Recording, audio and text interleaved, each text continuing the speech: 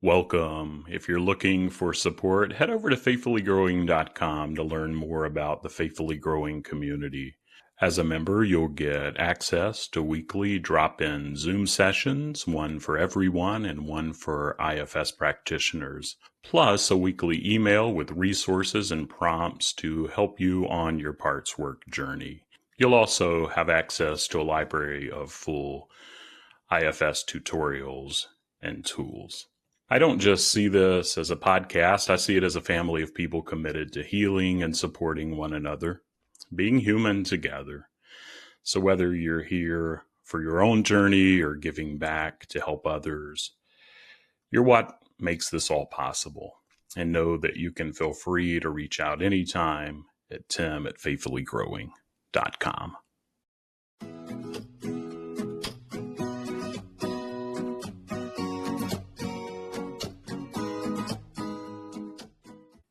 Welcome back to IFS Meditations and Insights. I'm Tim Fortescue, your guide on this journey, here to help foster spiritual wholeness and healing through an internal family systems lens. In this compassionate space, we aim to dive into self-discovery and inner knowledge. I truly believe that when we accept all parts of ourselves, we're able to experience deep love and to live more fully. I'm thankful to be part of your path to inner peace and sacred connection. So settle in, open up your heart and mind, and let's begin another episode.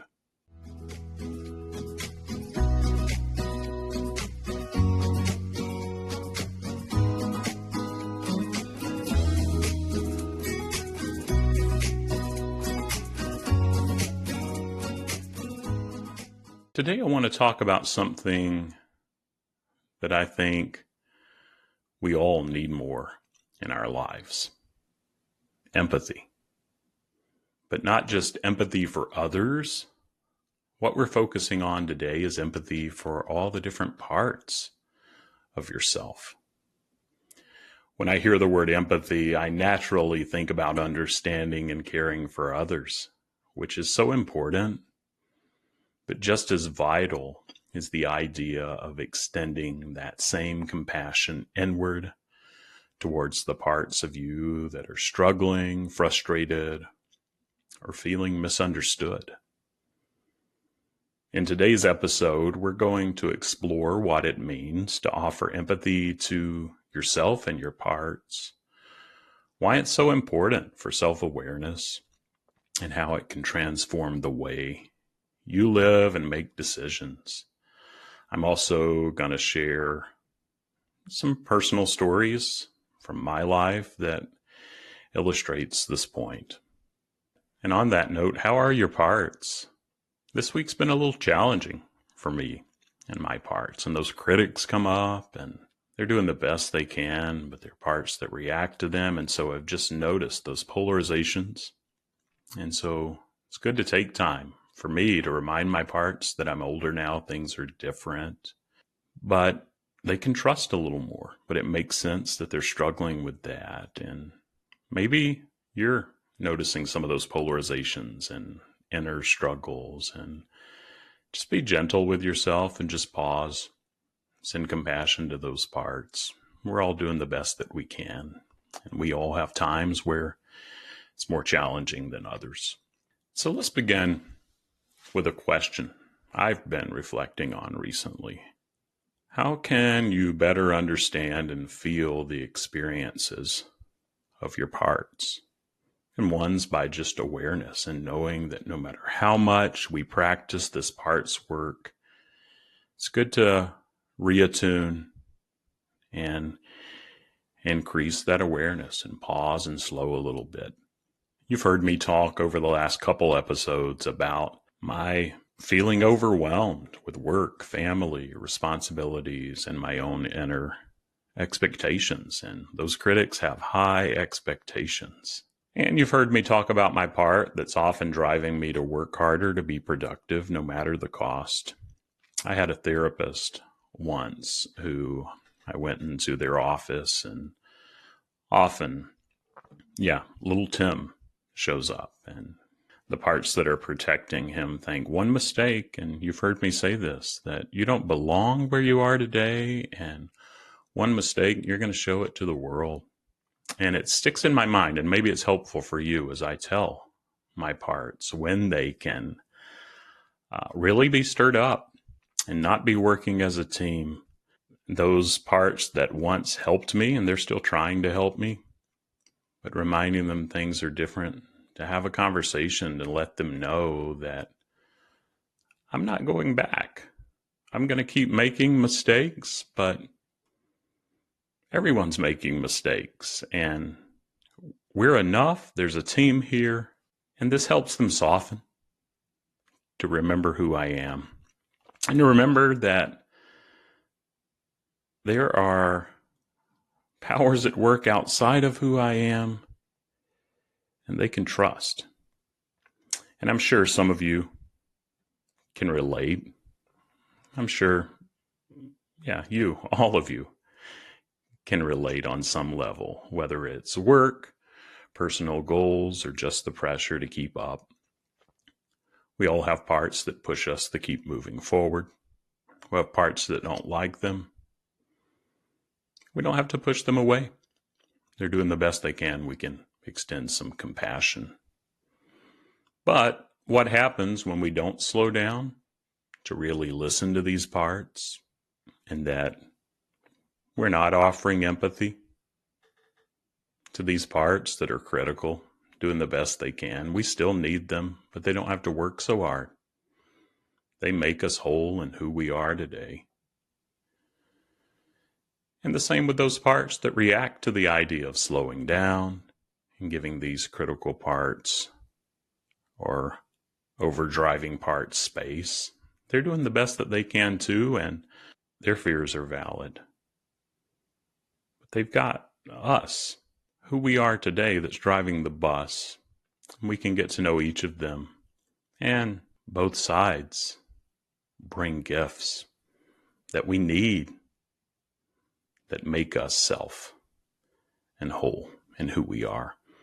But in my lack of slowing and noticing and reacting to my taskmaster type parts without understanding where they're coming from and noticing how my other parts react to them, I get exhausted. But I'm not taking the time to truly feel what that part of me was experiencing and why it was so relentless. And it didn't know how it was affecting my system. It doesn't want to put me off balance. And when I decided to sit with it, and I'm not going to lie, it's not comfortable. There are parts of me that don't even know much about feelings because it wasn't appropriate in the past. But they're learning. They're having courage little by little. But parts of me didn't want to face the deeper fears and worries, and they still don't. That this part that is overworking and being a taskmaster was carrying. But I needed to pause. As hard as it was, as much courage as it took from my parts. And as I sat with the overworking parts, I began to see that these parts weren't just about productivity for productivity's sake. They're carrying fear of failure, of not being enough, of letting my family down if I didn't keep up. And when I acknowledged that, something shifted and continues to shift. And the part that didn't like the taskmaster softened too. These parts that seem so polarized are beginning and have begun to realize that they're actually working on the same team. And that we can go heal those little Tims together. Instead of pushing back or trying to fix, having empathy for my parts, just like I do for clients and others, goes a long way. And so I encourage you to say to your parts, I see you, I hear you, and I understand, or I want to understand why you're so anxious. In that moment, I found that profound things happen and tension is eased, and my overworking critical parts are relieved to know that they don't have to work so hard anymore. And they can trust me and soften back if they feel seen and heard. So take just a moment to think about a part of yourself that's been driving you lately. It might be a part that's been pushing you to work harder, achieve more, or even one that's been feeling anxious or fearful about the future. How often have you paused to really feel what that part's experiencing, to sit with it without trying to change it, just to listen?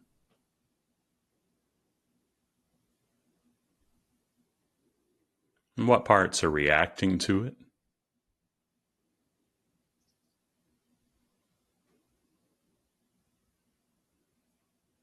And then maybe ask another question. And I encourage you to re-listen to this, or maybe pause if you're not driving or can, or make note to listen again later and take some time to journal. But what might each part need to truly feel heard and understood?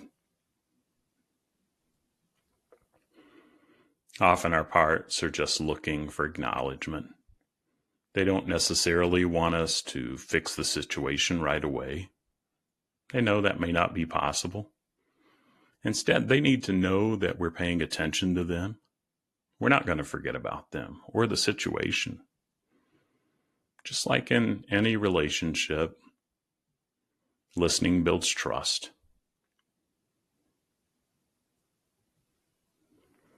And when we finally listen to those driver parts,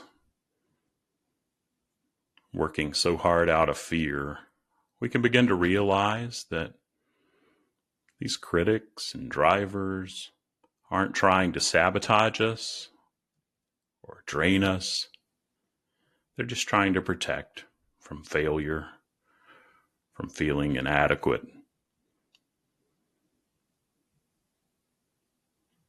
But if we don't first offer empathy, those parts aren't going to trust us. And we're not going to see that they're doing the best that they can. And we can't remind them that things are different now. Things may have changed. And when we can do that, we're not just reacting to the demands of those taskmasters and critics.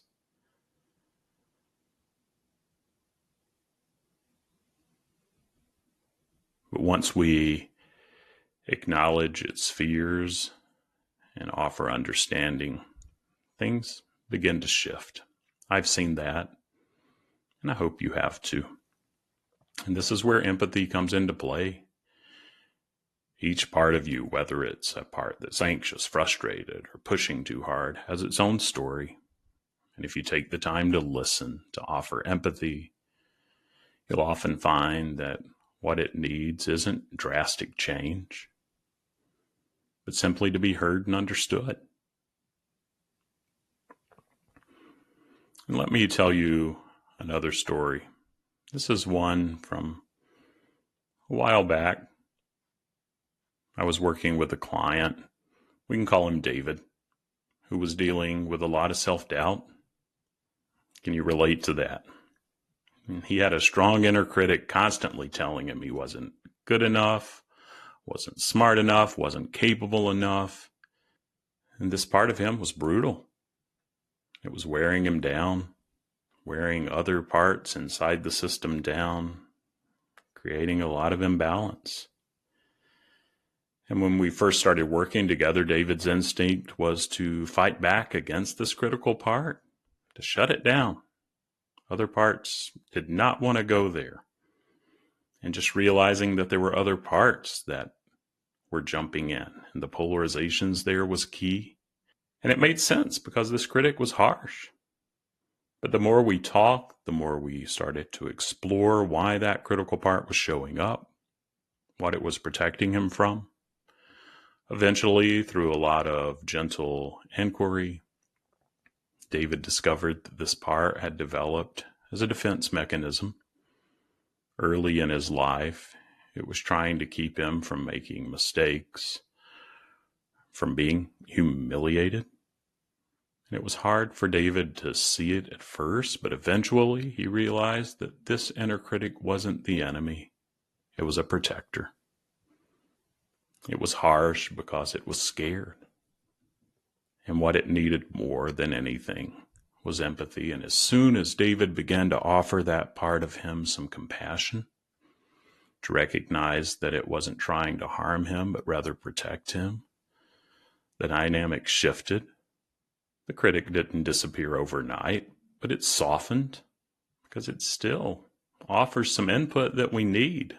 Those parts that were afraid of it being so critical, they reacted to that softening, and they were able to, keep David on track too, with maybe making lists where he needed them, keeping some structure to his life. But it became less of an obstacle and more of an ally, the critic and those reacting. And those are those less extreme states that we're working with our parts to see that they're in, so they can let go of those burdens. They can be those 7-year-olds, but they also bring the gifts that David need to be the adult that he is today. And this transformation wouldn't have been possible without empathy, without taking the time to truly listen and understand that part of him and those parts that came up around that. So this brings me to one final question for today. How can empathy towards your parts improve your overall self-awareness? When you extend empathy towards your parts, you create space for those parts to communicate openly. They no longer need to act out as strongly because they feel heard. This opens the door to greater self-awareness, because when your parts aren't in conflict constantly, you can see more clearly who's really driving the bus. That's you. That's me and all of our belovedness.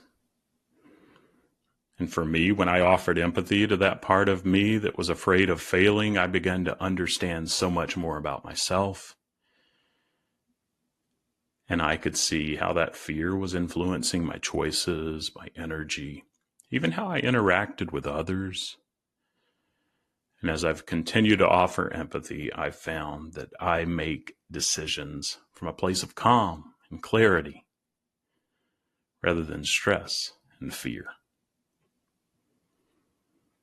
Empathy toward your parts not only improves your self-awareness, but it also brings more balance and peace into your life. You stop reacting to your parts and start working with them, which is incredibly empowering. So as we wrap up today's episode, I want to leave you with these 3 questions to reflect on throughout the week.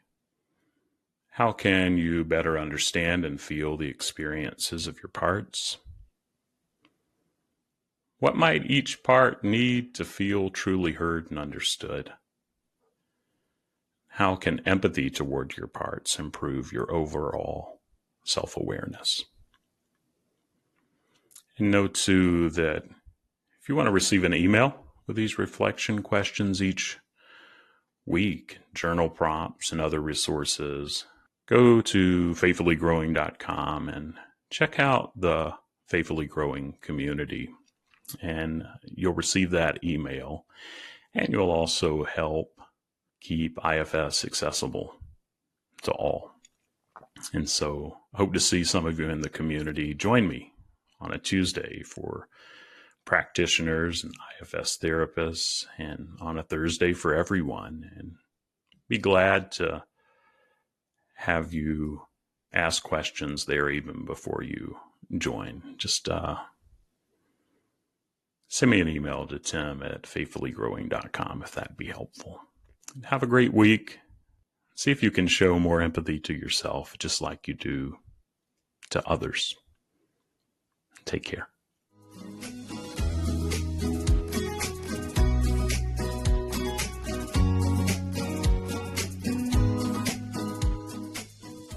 That wraps up another episode of IFS Meditations and Insights. If you found it useful, please follow or subscribe and share and leave a positive review to help others find the podcast.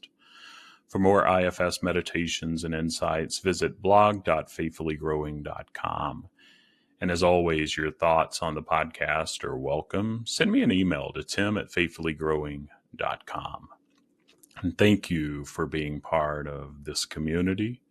Remember to be compassionate to yourself and others. And I look forward to our next session. And until then, take care, stay curious, and embrace all parts of your journey.